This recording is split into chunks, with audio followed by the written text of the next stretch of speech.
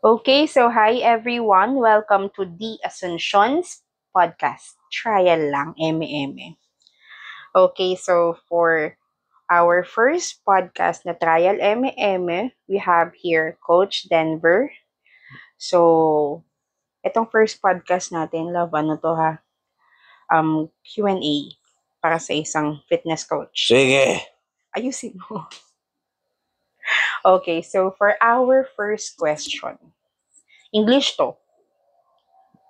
Ano mo sa akin, di ko nakakaintindi ng English. Ay, okay, game. So, ano ang role? What role does mental health play in your approach when it comes to fitness? So, yung role ng mental health, so dapat yun yung unang-unang dapat pinaka-importante na kailangan mo bago ka pumunta sa fitness. So, kapag mahina ang mental mo, so hindi sasabay yung physical mo, Yung katawan mo. yung katawan. Oo, tama. Okay. So, next question. How do you stay up to date with the latest fitness trends and research? Paano ka nagiging updated sa mga uso ngayon, like yung mga mga LCIF, low calorie intermittent fasting diets na nagte-trend?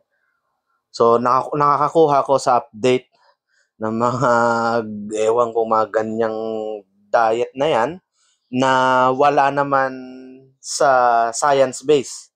Pero madami kasing gumagamit. Napapanood ko sa mga TikTok, ayan, na Instagram, Facebook.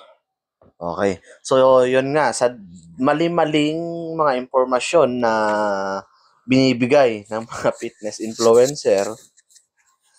Pero anong masasabi mo naman, Coach, dun sa mga umiepekto naman sa kanila yung mga ganong klase ng diet? Yun nga, for example, yung LCIF. Effective daw sa kanila. So, ano naman yung mo dun? Say mo dun? So, kung effective sa kanila, possible na para sa kanila yon, para sa kanila talaga yung diet na yon. So, number one, para sa kanila. Pangalawa, umepek yung diet na yon sa kanila dahil sa paniniwala, o psychological effect. So, pangatlo, epekto yon, pero may side effect. Hindi. So, epekto, pero yun nga, magagamit kaya nila in the long run. Yun. So, kailangan, kapag ginawa mo ang isang diet, dapat sustainable. So, dapat pipiliin mo yung diet na masusustain mo in the long run. I see. So, yun ba yung parang sinasabi mo sa akin usually na dapat magpa-check up muna? Ano yung mo doon? Yung say mo doon? Yung magpapa-check up muna sa doctor bago mag-undergo ng different diets? Yes. Kailangan ng check-up. Kailangan ng expert recommendation. Okay, so next question. How do you prioritize self-care and recovery sa mga fitness routines mo? So, nagsiset ako ng goal. So, may oras na ito, yung oras ko na mag-rest. Ito yung araw na kailangan ko mag-recovery. So, set goals. Set routines. Okay, noted on that, Coach. And ito naman, ano yung mga favorite fitness apps mo or tools that you personally use or pinapagamit mo sa mga clients mo to track their or your progress? So, meron akong app na ginagamit pang monitor sa macronutrients. So, yun yung app na calorie tracker. So, madaming app na makikita mo online gaya ng Fitnesspal, pero tingin ka tignan mo kung ano yung pinaka-accurate na app. Is that free to use ba? Or do you have to pay for that specific application? O meron naman mga app na free, meron din app na binabayaran. So, yung pinapagamit ko is free. So, 8 out of 10, accurate naman yung pinapagamit ko and nagiging effective. Okay. So, next question. How do you find the right balance between cardio and strength training sa mga workouts? Okay, magandang tanong yan. So, depende sa tao kung ano yung goal nila. So, usually, mga ginagawa is balance, so interval. So, 2 times na strength training and 2 times na cardio. The rest naman, ginagawa, pinagsasabay. So, strength training sa umaga, cardio sa gabi. Correct me if I'm wrong. So, nakadepende dun sa tao. Oo, nakadepende sa goals and gusto nilang ma-achieve. Or kung ano yung kaya. Tama ba, Coach? Okay. So, next question. Random questions to, Coach, ha? So, baka magtaka ka. So, ano naman yung mga favorite healthy snacks or meals mo para ma-fuel ka before or after your workouts? So, yung mga favorite snacks ko before Healthy snacks, Coach, ha? Or meals? meals, oo. Especially, pinaka-importante talaga yan is carbohydrates. So, kailangan mo ng carbs before workout para may magamit kang energy. Then, after workout, kailangan mo din kumain ng carbs for replenish naman na energy na ginamit mo during workout. Sample meals, Coach. Like? So, basic. So, chicken and rice. Then, after, ganon din, chicken rice or banana, no? Na complex carbs. Okay. So, next question.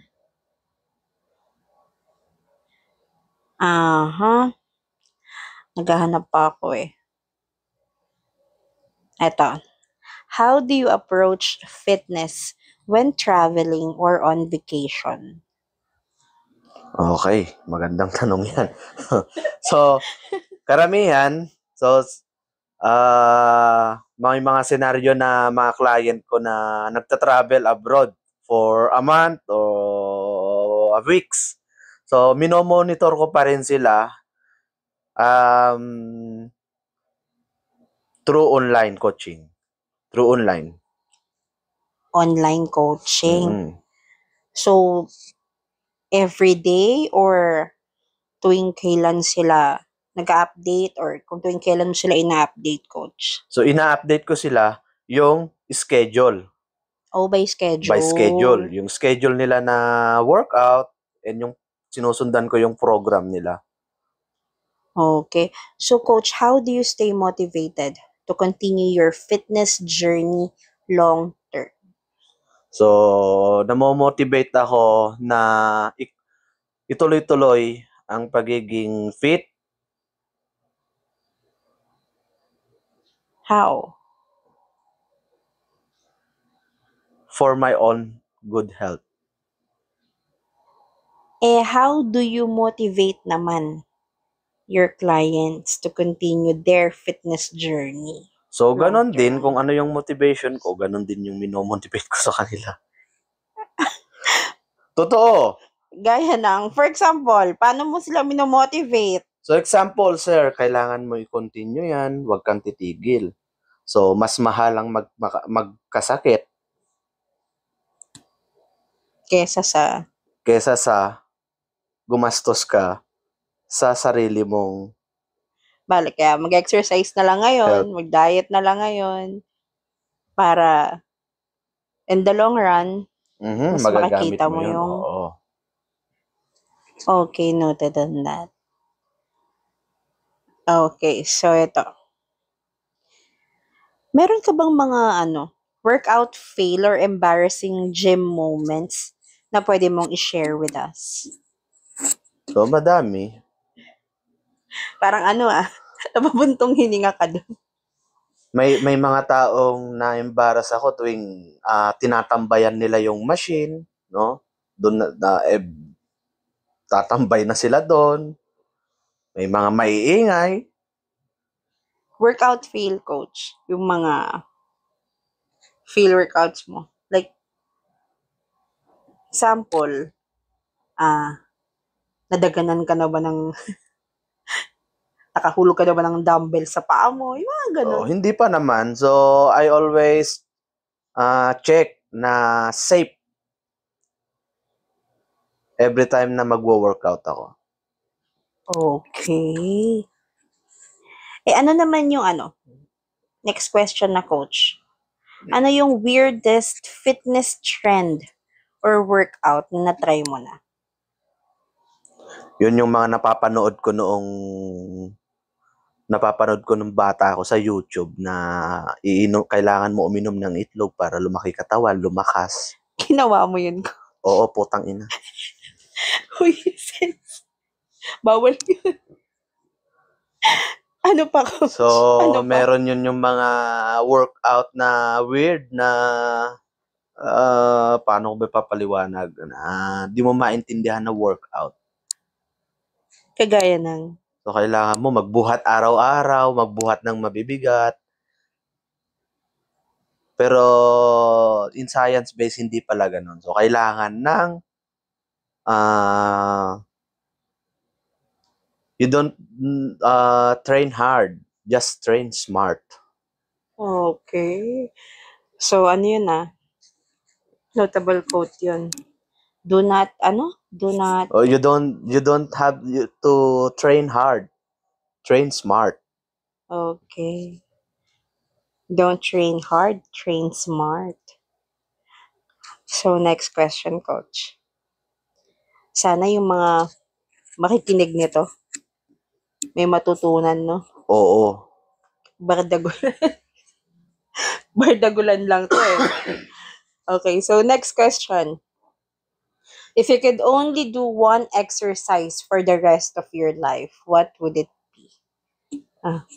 Pang beauty queen to. Game. So, kung gagawa ako ng dalawa? Isa nga lang eh. One Isang exercise for the rest of your life. Yun lang yung gagawin mong exercise from now on. Ano yun? Yun lang. As in yun lang. Yung nag-iisang exercise na gagawin mo for the rest of your life. I go barbell squat. Why? Gusto kong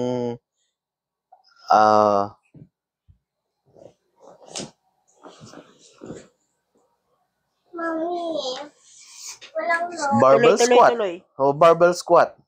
Kasi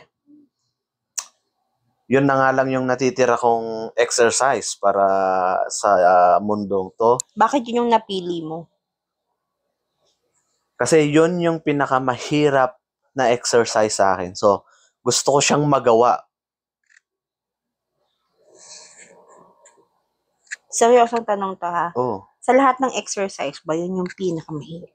Para sa akin, yun yung pinakamahirap. So nakadepende talaga sa tao. Oo, nakadepende pa rin. Okay. Ito. Have you ever used fitness as an excuse to eat an entire pizza or indulge in a guilty pleasure? Yes. How? Why? How? Why?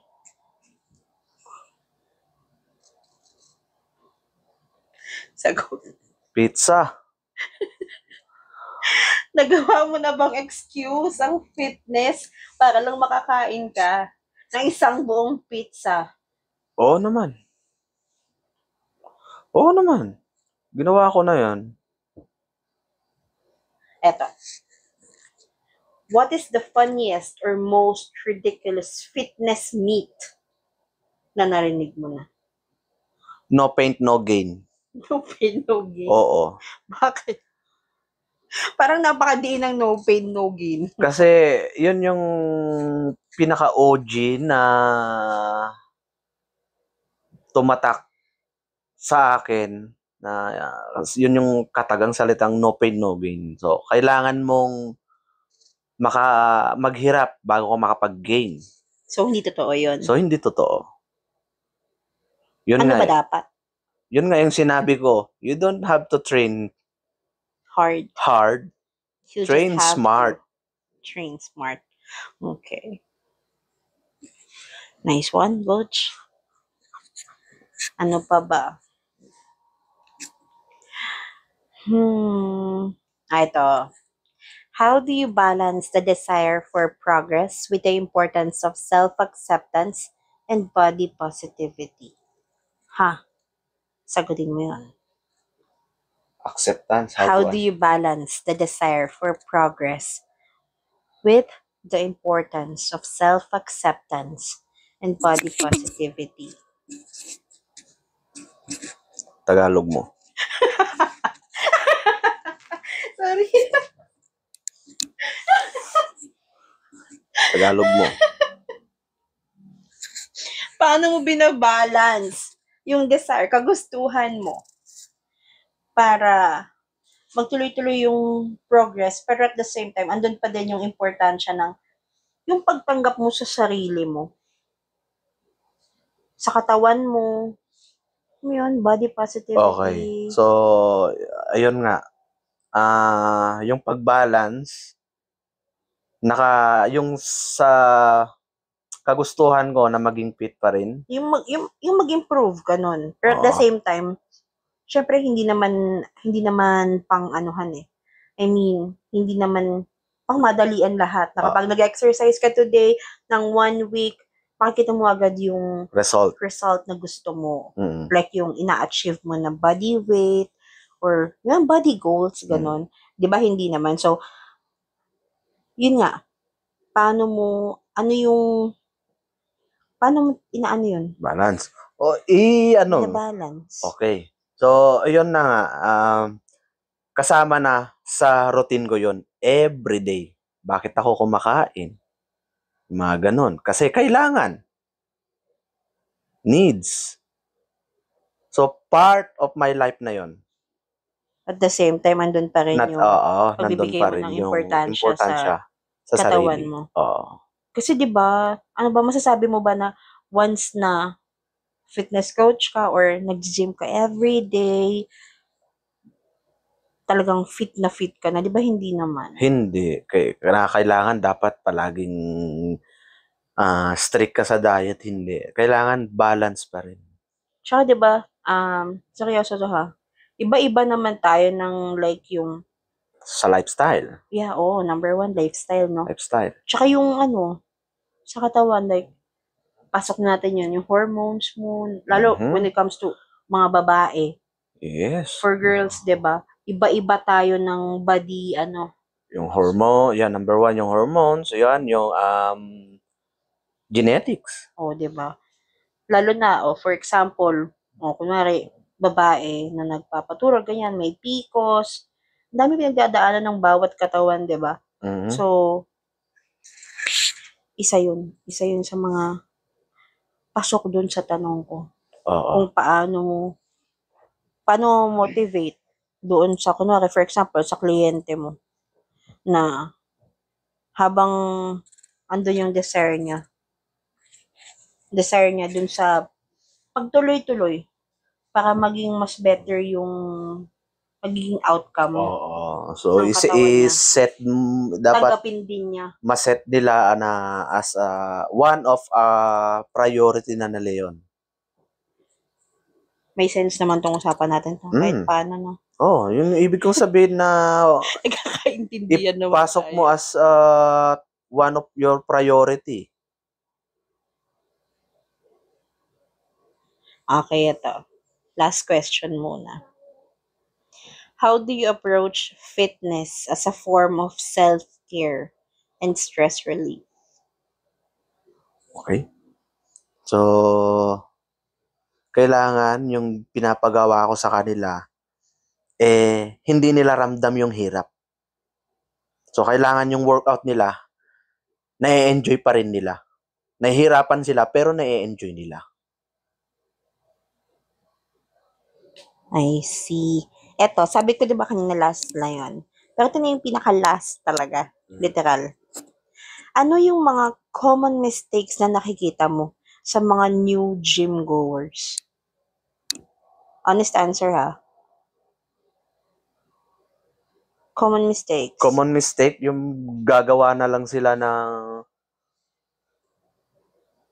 mga workout. Yan. Nanonood sila sa mga YouTube. Kung ano yung mapanood nila sa YouTube, yun na yung gagawin nila. Na doon din nila alam kung applicable ba sa kanila yung workout na yon, para sa kanila ba talaga yung workout na yon. Sa katawan nila. Oo. Ganun. I see. Especially yung form. Dapat alamin nila yung form. I see. Okay. So, that's all for our trial podcast. Puta yan, tagal eh. Naantok na ako. Thank you so much. And sana, yung mga possible na makikinig kapag na-post natin to, makakuha sila ng makita nilang may sense. Oo. Okay. Kupal lang manonood. Ayun, makikinig. Kupal. Kupal ka ba, boss? Ang pangit. Sige.